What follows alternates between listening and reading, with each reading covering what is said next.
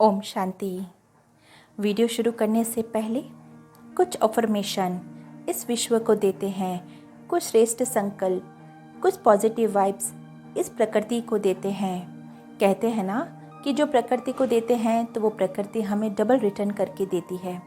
हमें जीवन में क्या चाहिए, जो चाहिए वही हम प्रकृति को दें।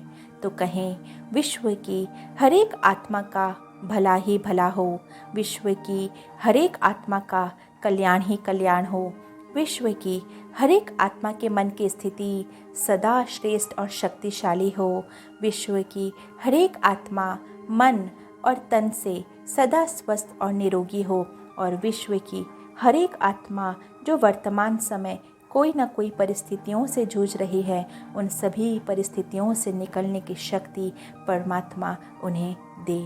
ओम शांति। अक्सर देखा गया है प्रैक्टिकल जीवन और प्रैक्टिकल बातों में कि हमारे जीवन में कोई भी परिस्थिति हो, कोई भी दुख हो, कोई भी समस्या हो, चाहे छोटी हो चाहे बड़ी हो, हम सीधे उंगली ऊपर करते हैं और क्या कहते हैं कि मेरे जीवन में ये दुख क्यों? हे भगवान, मैंने तो ऐसा क्या बिगाड़ा था तुम्हारा कि तुमने मुझे इतने दुख दिए? मैंने तो ऐसा क्या किया कि मेरे ही जीवन में इतने दुख आए? मैंने तो जीवन भर तुम्हारी भक्ति की, तुम्हें याद किया, और मेरे ही जीवन में तुमने इतने दुखों के पहाड़ गिरा दिए।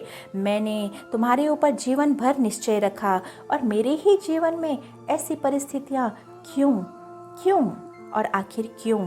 इतने सारे दोष, इतने सारे ब्लेम और सभी परिस्थितियों का जिम्मेवार हम सीधा उंगली ऊपर करके ऊपर बैठे भगवान को दे देते हैं। दूसरा सीन, जब हमारे घर में किसी की मृत्यु हो, नज़दीकी रिश्तेदार या नज़दीकी आत्मा कोई शरीर छोड़े, और उस समय हम रोते चिल्लाते क्या बोलते हैं? हम बोलते हैं ना कि भगवान तूने इसे मेरे जीवन से क्यों छीना, मेरे ही जीवन में दुखों के पहाड़ क्यों गिराए, मेरे ही जीवन में ऐसा क्यों किया? मैंने तुम्हारे ऊपर इतना विश्वास रखा था, जीवन भर मैंने किसी को दुख नहीं दिया, तुमने मुझे दुख क्यों दिया? और सीधा उंगली ऊपर। सोचना चाहिए कि क्या वो हमें दुख देता है? हमारे जीवन में कोई भी परिस्थिति है, दुख है, तकलीफ है, समस्या है, क्या उसका जिम्मेवार ऊपर बैठा है? वो है। अक्सर हमारे आसपास के लोगों को हम हमारे जीवन के दुख और परिस्थिति का कारण क्यों नहीं बताते, क्यों उनके ऊपर दोष नहीं देते? कारण सिर्फ एक है, वो है भय। कौन सा भय? यही कि अगर मैंने हमारे संबंध लोगों को ब्लेम दे दिया, दोष दे दिया और मेरे जीवन की परिस्थिति का कारण उन्हें बता दिया, तो वो नाराज़ हो जाएंगे, चाहे तो वो संबंध भी तोड़ सकते हैं, संबंधों में गड़बड़ी हो सकती है, और उनसे हम संबंध बिगाड़ना नहीं चाहते। और ऊपर हम ब्लेम क्यों दे देते हैं? क्योंकि ऊपर वाला साइलेंट है, वो रिवर्ट में कुछ कहता नहीं है, कोई जवाब देता नहीं है, इसलिए सोचते हैं कि जो भी ब्लेम देना है ऊपर दे देते हैं। हमारा फ्रस्ट्रेशन, हमारे दुखों की परिस्थिति का कारण हम जानते हैं रियलिटी में कौन है, लेकिन कहने की हिम्मत इस दुनिया में हम किसी के साथ नहीं रखते हैं, इसीलिए सीधा ब्लेम, उंगली ऊपर। क्यों? वास्तव में प्रेशर होना चाहिए और अपनी तर्क बुद्धि और अपनी विवेक बुद्धि से सोचना चाहिए कि क्या भगवान जो महिमा हम मंदिर में गाते हैं कि तुम दुख हरता सुख करता हो, तो क्या वो मुझे दुख दे सकता है ऊपर बैठे बैठे? क्या मेरे जीवन में दुख, परिस्थिति, समस्या है, वो क्या ऊपर बैठे बैठे मुझे दे सकता है? देखिए, मान लें कि अगर ऊपर बैठा बैठा वो मेरे दुखों का कारण है, या मुझे परिस्थितियाँ जो फेस करनी पड़ रही है वो उसी की दी हुई हैं, तो हम फिर मंदिर में जाकर ऐसा क्यों कहते हैं कि दुख हरता सुख करता, तुम्हारी महिमा अपरम अपार है? दुख देने की जिम्मेवार हम उसको ठहराते हैं और फिर सुख लेने भी हम मंदिर में उसके पास जाते हैं। अब सोचने की बात है, विचार करने की बात है।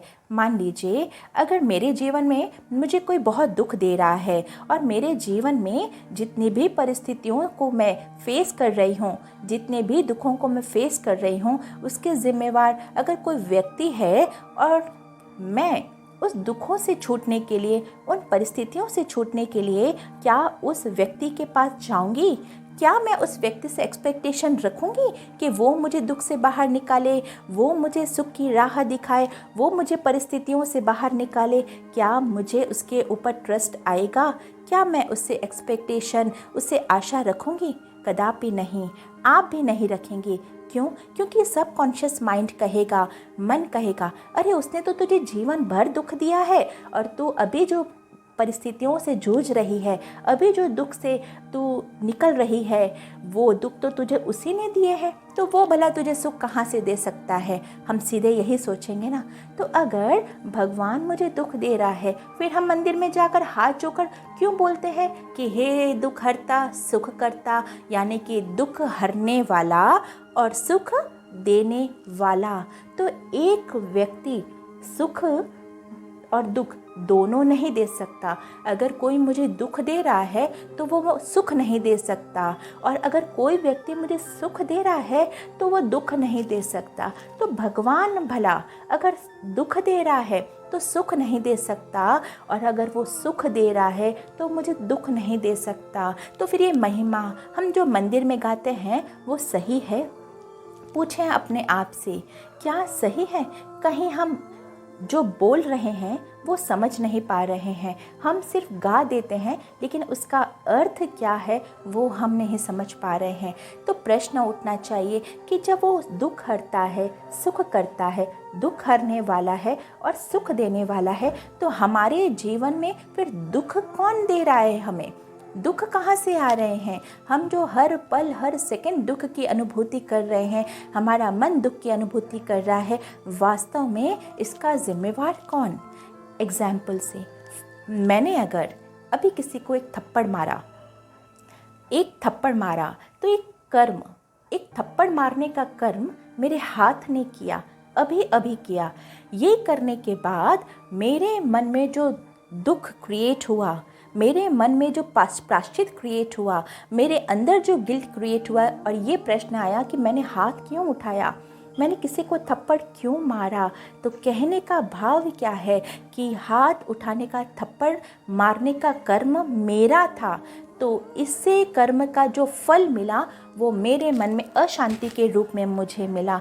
तो सीधी सी बातें, सीधी सी इक्वेशन बैठती है कि जो कर्म मैंने किया वो कर्म का परिणाम मुझे दुख और सुख के रूप में मिलता है। भले उस दुख और सुख का जो परिणाम है फल स्वरूप, उसका समय कुछ भी हो सकता है, अभी हो सकता है, कुछ समय के बाद हो सकता है, या कुछ सालों के बाद हो सकता है। तो हमारे जीवन में जो दुख है, हमारे मन में जो बोझ है, हमारे मन में जो भारीपन है, हमारे मन में जो गिल्ट है, वो सारा हमारे कर्मों का परिणाम है।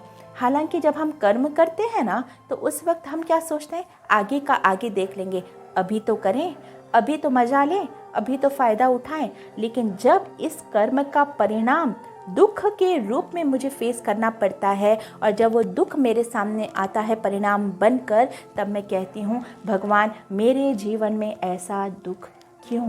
भूल जाते हैं कि कर्म हमने किया था पास्ट में, भूल जाते हैं, स्मृति विस्मृति का रूप ले लेती है, और हम भूल जाते हैं कि जो कर्म मैंने किया था पास्ट में, उसका ही परिणाम सामने मुझे दुख के रूप में मिल रहा है। तो आज के बाद अपने जीवन में जो दुख है, परिस्थिति है, चाहे वो तन की हो, मन की हो, जन की हो, धन की हो, विचारों की हो, कोई भी प्रकार की परिस्थिति का जिम्मेवार उसको नहीं ठहराएंगे, क्योंकि वो तो दुख हरता है, सुख करता है, सुख देने वाला है, सुखों का सागर है, वो पिता है हमारा।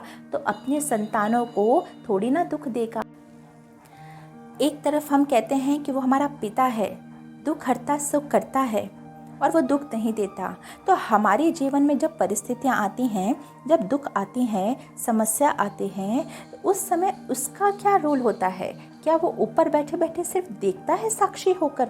उसका उस समय हमारे जीवन में क्या रोल होता है, वो हम अगले वीडियो में सुनेंगे। ओम शांति। Thank you.